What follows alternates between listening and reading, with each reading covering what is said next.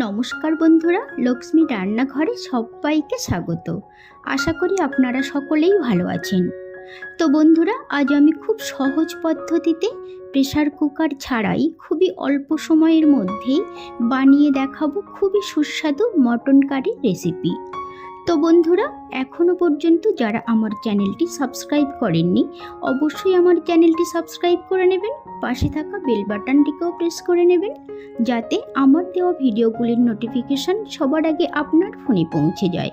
তো বন্ধুরা, আসুন রেসিপিটি দেখে নেওয়া যাক। তো এই মটন কারিটা বানানোর জন্য এখানে আমি 1 কেজি মটন কিনে নিয়েছি আর খুব ভালোভাবে পরিষ্কার করে ধুয়ে নিয়েছি। বাজার থেকে আনার পরে কিন্তু খুব ভালোভাবে ধুয়ে নিতে হয়। দিয়ে দেব 1.5 টেবিল চামচ লবণ, আর দেব 1 টেবিল চামচ হলুদ গুঁড়ো, 1 টেবিল চামচ কাঁচা লঙ্কা বাটা, লঙ্কাটা অবশ্যই স্বাদ বুঝে দিতে হবে। দিয়ে দিলাম 2 টেবিল চামচ রসুন বাটা, 2 টেবিল চামচ আদা বাটা,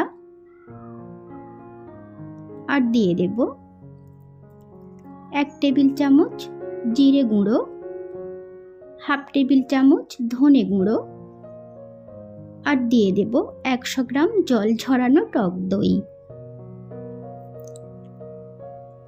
দিয়ে দিলাম 1 টেবিল চামচ গরম মশলা গুঁড়ো, আর দিয়ে দিলাম 1 টেবিল চামচ মিট মশলা গুঁড়ো, আর দিয়ে দিলাম 4 টেবিল চামচ সরিষার তেল। খুব ভালোভাবে মশলাগুলো মাংসের সঙ্গে হাতের সাহায্যে মাখিয়ে নিতে হবে। এবারে দেব 1 টেবিল চামচ কাশ্মীরি রেড চিলি পাউডার। এটা কিন্তু শুধুমাত্র কালারের জন্য, এখানে গুঁড়ো লঙ্কাও একটু দিতে পারেন, কোনো অসুবিধা নেই, কিন্তু অবশ্যই স্বাদ বুঝে দিতে হবে। খুব ভালোভাবে এমন করে হাতের সাহায্যে 5 মিনিট ধরে মাখিয়ে নিতে হবে। এবারে আমি ম্যাগনেটের জন্য 1 ঘন্টা রেখে দেব ঢেকে, এটা এক সাইডে রেখে দেব। গ্যাসের উপরে কড়াই বসিয়ে দিয়েছি, কড়াইটা হাই ফ্লেমে দিয়ে তেলটা খুব ভালোভাবে গরম করে নিতে হবে। পরিমাণ মতোই কিন্তু সর্ষের তেলটা দিয়ে দিতে হবে। তেল গরম হয়ে গেছে, এবারে দিয়ে দেব আলুর টুকরোগুলো। আলুগুলোকেও উল্টে পাল্টে ভালোভাবে ভেজে নিতে হবে। খাসির মাংস রান্না করার জন্য আলুগুলো একটু ভালো করে ভেজে নিলে কিন্তু স্বাদটা খুবই ভালো হয়। আপনারা আপনাদের পছন্দ অনুযায়ীও ভেজে নিতে পারেন। আলুগুলো ভাজা হয়ে গেছে, এবারে একটা পাত্রে সব আলুগুলো তুলে নিয়ে নেব। তো আমি একটু দেখে দেব আলুগুলো কেমন করে আমি ভেজে নিয়েছি। ফোড়নের জন্য দিয়ে দিলাম 2টো তেজপাতা, 6টা লবঙ্গ, 4টে এলাচ, এলাচগুলো অবশ্যই ফাটিয়ে নিতে হবে, আর দিয়ে দিলাম 4 টুকরো দারুচিনি। কয়েক সেকেন্ড এটাকে একটু নেড়ে নিতে হবে। আমি এখানে 30 সেকেন্ড ভেজে নিয়েছি, মশলা থেকে সুগন্ধ ছাড়তে শুরু হয়েছে। এবারে দিয়ে দিলাম 2টো মিডিয়াম সাইজের কুচানো পেঁয়াজ। পেঁয়াজটাকেও উল্টে পাল্টে নেড়ে চেড়ে ভেজে নিতে হবে। পেঁয়াজটাও ভাজা হয়ে গেছে, কালারটা লাল লাল হয়ে গেছে।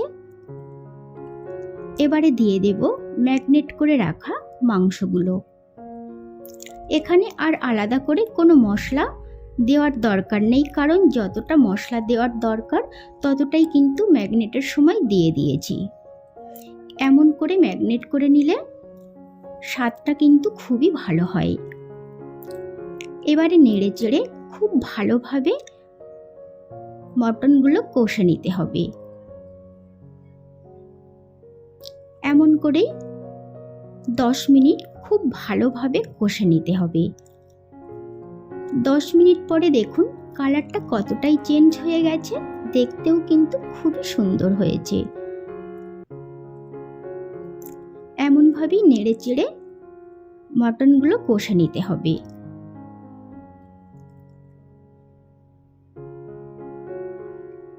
এবারে আমি 10 মিনিট ঢেকে দেব, আর গ্যাসের ফ্লেমটা মিডিয়ামে দিয়ে দেব। 10 মিনিট পরে ঢাকনাটা তুলে নিলাম। হালকা হাতে নেড়ে নিতে হবে আর এমনভাবে উল্টে পাল্টে কষে নিতে হবে। খেয়াল রাখতে হবে যেন গ্যাসের ফ্লেমটা সবসময় হাইতে না থাকে, তাহলে কড়াইয়ের তলাতে বসে যাবে, পুড়ে গেলে সেক্ষেত্রে কিন্তু স্বাদটা একেবারেই ভালো হবে না। আবারও ঢেকে দিলাম। আবারও 5 মিনিট পরে ঢাকনাটা তুলে নিলাম। আবারও নেড়ে চেড়ে একটু কষে নিতে হবে। এমনভাবেই ঢাকতে হবে আর ঢাকনাটা তুলে কষে নিতে হবে, তাহলে কিন্তু স্বাদটা খুবই ভালো হবে এবং মাংসটাও খুব তাড়াতাড়ি সিদ্ধ হয়ে যাবে। এবারে দিয়ে দিলাম কিছুটা জল। এখানে জল কিন্তু আমি গরম করেই দিয়েছি।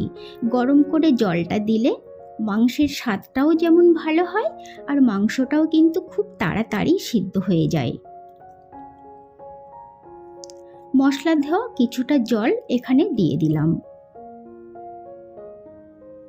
এবারে আবার নেড়ে নিতে হবে যাতে মশলা জল সবগুলো ভালোভাবে একসাথে মিশে যায়। খুব ভালোভাবে ফুটে উঠেছে। এই পর্যায়ে ভেজে রাখা আলুগুলো দিয়ে দিতে হবে। আলুগুলো আগে দেওয়া যাবে না, তার কারণ আগে আলু দিলে আলুগুলো ঘেঁটে যাবে। এমনভাবেই আলুগুলো দিয়ে দিলে আলুগুলোও সিদ্ধ হয়ে যাবে আর ঘেঁটেও যাবে না।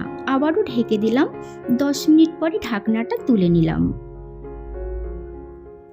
আবারও একটু হালকা হাতে নেড়ে নিতে হবে। গ্যাসের ফ্লেম কিন্তু মিডিয়ামেই রাখতে হবে। হাই ফ্লেমে রাখলে তাড়াতাড়ি ঝোলটা শুকিয়ে আসবে, মাংস কিন্তু সিদ্ধ হবে না। এদিকে সবসময় খেয়াল রাখতে হবে। এবারে দিয়ে দিলাম বাটা গরম মশলা। বাটা গরম মশলা দিলে মাংসের স্বাদ খুবই ভালো হয়। আপনারাও চেষ্টা করবেন মশলাটা বেটে দিতে। মশলাটা দিয়ে ভালোভাবে নেড়ে নিতে হবে। আবারও গ্যাসের ফ্লেম একেবারেই লোতে দিয়ে ঢেকে দিলাম। 2 মিনিট পরে ঢাকনাটা তুলে নিলাম। একটু দেখব এটা কতটা পরিমাণে সিদ্ধ হয়েছে। তো দেখুন, এটা কিন্তু একেবারেই খুব ভালোভাবেই সিদ্ধ হয়ে গেছে। এমনভাবেই এই মটন রান্না করলে কিন্তু খুবই ভালো হয়, স্বাদটা তো খুবই ভালো হয়। তো দেখুন, একেবারেই তৈরি হয়ে গেছে আমাদের এই মটন কারি পরিবেশনের জন্য। তো প্রেসার কুকার ছাড়াই খুবই তাড়াতাড়ি এবং খুব সহজেই এই মটন কারিটা বানিয়ে নেওয়া যায়। তো বন্ধুরা, আপনারাও এই একইভাবে বানিয়ে নিন। এটা কিন্তু খুব সহজেই এবং খুব তাড়াতাড়ি হয়ে যায় প্রেসার কুকার ছাড়াই। তো আজ এই পর্যন্ত। দেখা হবে পরবর্তী ভিডিওতে। ভালো থাকুন, সুস্থ থাকুন। ধন্যবাদ।